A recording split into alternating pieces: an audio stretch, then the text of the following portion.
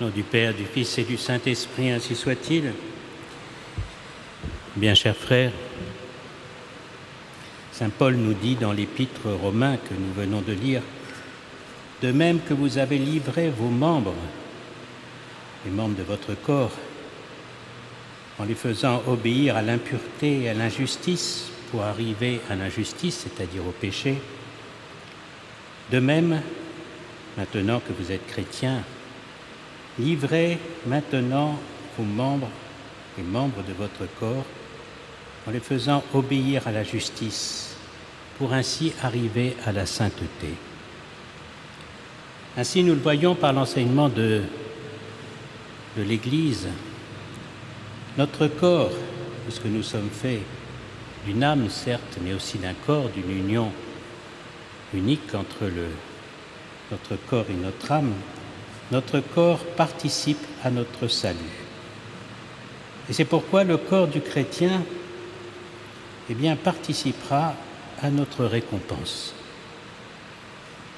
Notre récompense ne consistera pas simplement dans la vision de Dieu intellectuelle, par la vision béatifique, mais aussi, après la résurrection de la chair, les corps des saints seront des corps glorieux à l'image de notre Seigneur Jésus-Christ, et ils auront ce bonheur aussi, un bonheur corporel, qui sera la récompense de leurs œuvres. Comme dit notre Seigneur en prenant l'exemple de l'arbre dans l'évangile d'aujourd'hui, en parlant d'un arbre qui porte de bons fruits, l'arbre c'est notre corps, et vous voyez, la sève c'est la vie. Voilà. Quand il n'y a plus de vie, on coupe l'arbre et on le met au feu. Et c'est pourquoi, après notre mort, l'Église a toujours, et même dans l'Ancien Testament, on voit ce grand respect pour le corps du juste, le corps de celui qui a servi Dieu. On voit dans le livre de Tobie combien Tobie est récompensé, lui qui, en cachette, allait recueillir le corps des justes martyrisés pour leur donner une sépulture digne. Oui, parce que, mes bien chers frères, le chrétien ne méprise pas ce corps qui est appelé à ressusciter. Et c'est pourquoi, depuis l'Antiquité chrétienne, l'Église a toujours demandé l'inhumation des corps des chrétiens. C'est toujours une coutume, mais qui est une coutume qui commence à disparaître petit à petit. Dans l'Ancien Testament, il n'y avait pas d'incinération. Dans l'Ancien Testament, ceux qui attendaient le Messie, quand ils étaient morts, on respectait leur corps, on les inhumait. À la différence, bien souvent, des païens, pas tous, mais beaucoup de païens qui jetaient les corps au feu. C'est l'incinération qu'il faudrait appeler plus justement, d'ailleurs, la crémation, parce que l'incinération, c'est brûler les ordures. Dans le livre de la Genèse, Dieu crée l'homme, le corps de l'homme à partir de la terre. Et quand il annonce le châtiment de l'homme pour son péché, il lui dit, tu mourras, c'est-à-dire tu es poussière, tu as été pris de la terre et tu retourneras à la terre. C'est donc la volonté de Dieu que, après la mort, l'homme retourne à la terre. Oui, bien chers frères, il y a une relation entre notre manière de vénérer et de respecter les corps des morts, une relation avec notre foi et la profession de notre foi en la résurrection de la chair. Quand l'Église a commencé à se répandre dans le monde romain, la coutume romaine habituelle, c'était l'incinération. Chez les païens, c'était l'incinération. Non pas que ce soit non conforme à la nature, en soi, ce n'est pas, pécamineux, mais chez les païens, c'était en fait venait de leur conception fausse, souvent, de l'au-delà.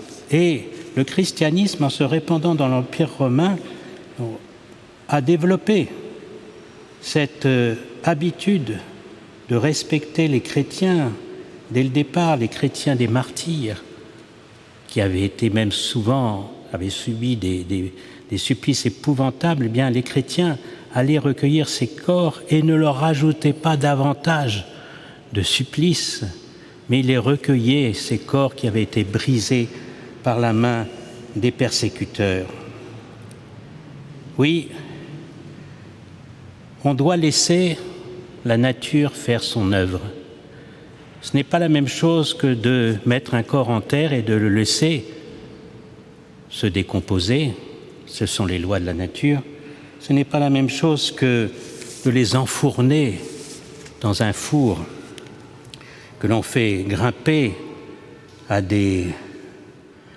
près d'1 millier de degrés, et le cercueil au milieu des flammes, puis le corps brûle, se recroqueville, les chairs sont brûlées, les muscles détruits et le corps se recroqueville, et après on tire le squelette qui reste parce que les os ne brûlent pas, on tire le squelette et on le jette dans une broyeuse pour en sortir de la poudre que l'on met dans une urne, il faudrait même dire plutôt un bocal. Eh bien cela c'est indigne d'un chrétien. Cela est indigne d'un chrétien. Pourquoi ? Eh bien parce qu'on ne détruit pas ce qui a été sanctifié par le Christ et par l'Église. Le chrétien, par le baptême, est lavé dans le sang de notre Seigneur Jésus-Christ.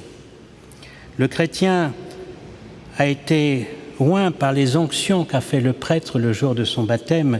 Il est oint par le Saint-Crème le jour de sa confirmation, et c'est bien une application du Saint-Crème sur le corps.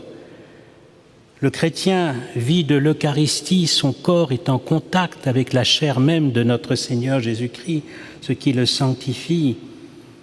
À l'heure de la mort, on vient lui faire des onctions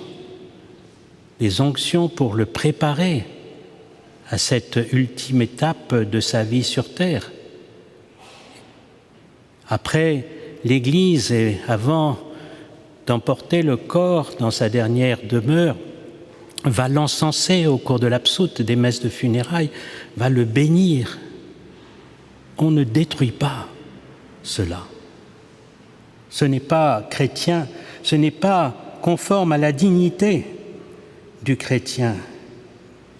Ce corps qui a vécu dans le renoncement, dans la pénitence, même dans les jeûnes, pour se conformer à notre Seigneur Jésus-Christ, on ne peut pas le détruire.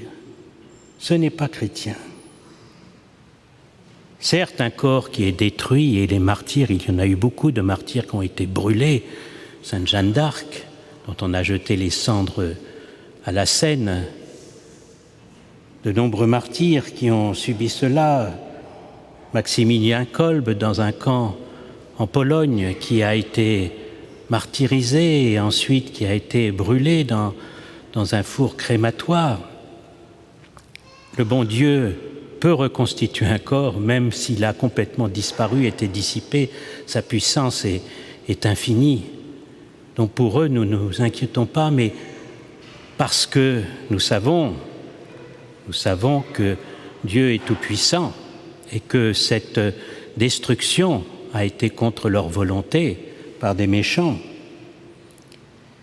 Oui, bien chers frères, et c'est vrai que quelquefois l'Église peut permettre cette crémation dans des cas exceptionnels comme les épidémies autrefois extrêmement graves, quand c'était absolument nécessaire dans l'épidémie de peste.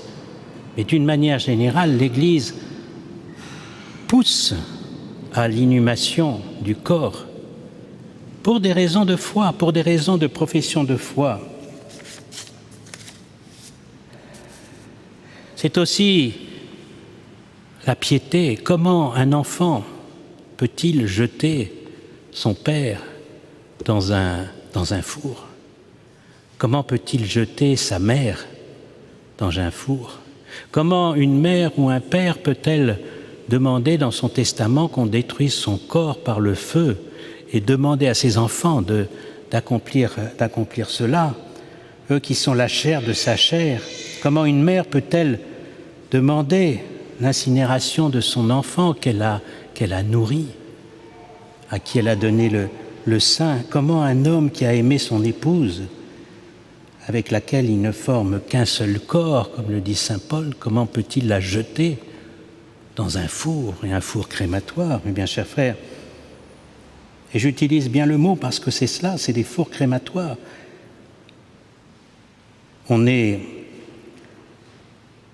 effaré devant la manière dont, pendant la dernière guerre mondiale, ont été traités ceux qui étaient dans des camps de prisonniers, dans des camps de concentration, dans des camps de déportation, et ont détruisé leur corps par le feu. Et les soldats de tous les pays, que ce soit les Américains, que ce soit les Russes ou d'autres, qui ont découvert cela en 1944 ou en 1945, même s'ils avaient été déjà affrontés à beaucoup d'atrocités, devant ce spectacle de ces milliers, centaines de milliers de personnes dont le corps avait été détruit, dont il ne restait que des os recroquevillés, eh bien, étaient écœurés. Et c'est ça qu'on voudrait donner à des chrétiens. Bien, chers frères, la coutume était devenue universelle dans la chrétienté. Déjà, du temps de Charlemagne, la coutume était tellement introduite que Charlemagne a interdit la crémation des corps. Et c'était l'habitude générale jusqu'à la Révolution française. Et en France, c'est la Révolution française qui a réintroduit petit à petit pour des raisons d'athéisme. Et au cours du XIXe siècle, eh bien, la maçonnerie s'est emparée de ce combat. Et je voudrais vous lire un texte qui date du XIXe siècle, un texte qui a été fait par la maçonnerie et qui était donné aux frères maçons. Voilà ce qu'il dit. « L'Église romaine nous a porté un défi en condamnant la crémation des corps que nos sociétés avaient jusqu'ici propagée avec les plus beaux résultats. » Notre société, c'est la société maçonne. Les frères maçons devraient employer tous les moyens pour répandre l'usage de la crémation. L'Église, en défendant de brûler les corps, affirme ses droits sur les vivants et sur les morts, sur les consciences et sur les corps. Et l'Église ainsi cherche à conserver dans le vulgaire les croyances aujourd'hui dissipées à la lumière de la science, touchant l'âme spirituelle et la vie future. Voyez, il remarque bien qu'il y a un lien entre ces pratiques funéraires et la foi. Et c'est pourquoi ils se sont attaqués à cela. Le pape Pie XI disait que c'est une coutume barbare que d'incinérer les chrétiens.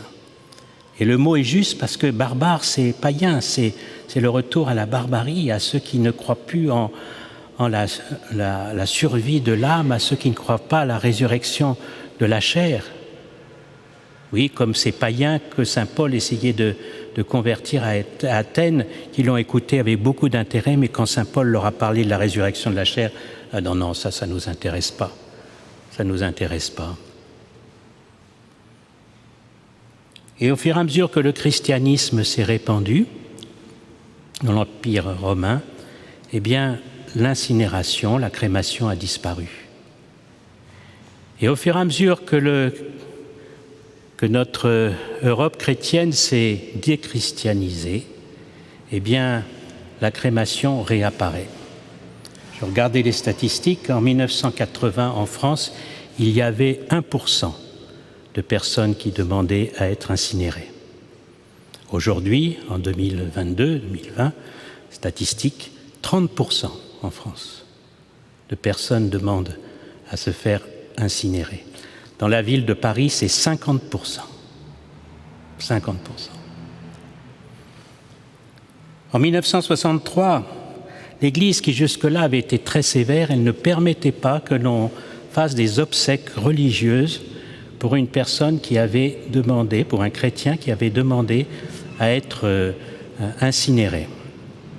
Et s'il l'avait demandé dans son testament ou dans un contrat, eh bien l'Église disait bien que ses enfants ne devaient pas obéir à cette demande, à cette dernière demande. On ne donnait pas la sépulture ecclésiastique aux urnes des personnes qui s'étaient fait incinérer.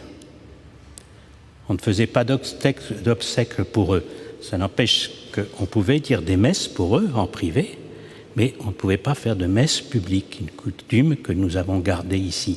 C'était cela jusque dans les années 60, dans l'Église, 1963. Et en 1963, l'Église, les gens d'Église, pour se conformer à l'esprit du monde, eh bien, ont voulu ouvrir les portes, permettre, même si l'Église disait « nous préférons l'inhumation », eh bien, il faut tolérer. Et alors, on ne refuse plus les obsèques aux personnes qui se font incinérer. En 1963, c'est le moment du Concile. À l'époque, en France, il y avait très peu de crémations. Et aujourd'hui, eh bien, en 2016, document de Rome, qui, tout en rappelant qu'on préfère l'inhumation, donne des consignes pour l'usage de la crémation, de l'incinération chez les chrétiens. Voilà. C'est ça le libéralisme. On rappelle le principe, non, pas de crémation, mais l'inhumation. Et puis on ouvre les portes. Et voyez, nous sommes en 2020, eh bien 30%, 50% à Paris, de personnes qui se font incinérer. La maçonnerie a gagné, mes bien chers frères. Et le résultat, eh bien, c'est le signe de la déchristianisation. On ne croit plus à la résurrection de la chair, on ne croit plus à la survie de l'âme. Et malheureusement, c'est le signe aussi d'une déchristianisation, d'une perte de la foi à l'intérieur de l'Église. Le chrétien qui a la foi ne peut pas demander l'incinération. Il doit tout faire pour détourner ceux de ses proches qui y sont résolus. Oui, tout faire pour les en détourner. Comment se recueillir? On le voit bien avec les abus. Comment se recueillir? Garder le souvenir d'un père, d'un grand-père, de le faire connaître à ses petits-enfants, ses arrière-petits-enfants, en allant au cimetière, se recueillir sur la tombe, avoir un endroit où on peut prier. Même les psychologues qui ne sont pas chrétiens disent que c'est important. Et puis une urne qu'on se promène, on ne sait plus quoi en faire. Un jour, il y a une personne qui, même ici, dans l'église, on ne sait pas qui, a abandonné une urne comme ça. On s'est retrouvé avec une urne. Voilà. Et on se débarrasse. On se débarrasse des morts. Et ça, ce n'est pas chrétien. Alors, mes bien chers frères, vous savez, le Christ, quand il ressuscite les morts, eh bien, il dit souvent, il parle du sommeil de la mort. Il ne parle pas de la mort, il parle du sommeil de la mort. Quand il ressuscite la petite fille, il dit « Pourquoi vous pleurez tout autour? Elle n'est pas morte, elle dort. » Tout le monde rit. Et Jésus la ressuscite. Il faut considérer ceux que nous vénérons comme des gens qui dorment dans l'attente de la résurrection. Il faut développer en nous cet amour, cette piété filiale. Oui, bien chers frères, faisons obstacle, protestons, luttons contre ce grand laxisme. Ce n'est pas une question simplement d'hygiène ou je ne sais quoi, c'est pour la bonne raison que si on laisse ce fléau se développer, c'est la perte de la foi qui en sera les conséquences. Et c'est pour ça que les papes, et Pape Pie spécialement, avaient été extrêmement sévères avec ces coutumes qu'ils considéraient comme barbares, scandaleuses et même, dit-il, sacrilèges. Parce que le corps d'un chrétien, c'est quelque chose de sacré. Au nom du Père, et du Fils et du Saint-Esprit, ainsi soit-il.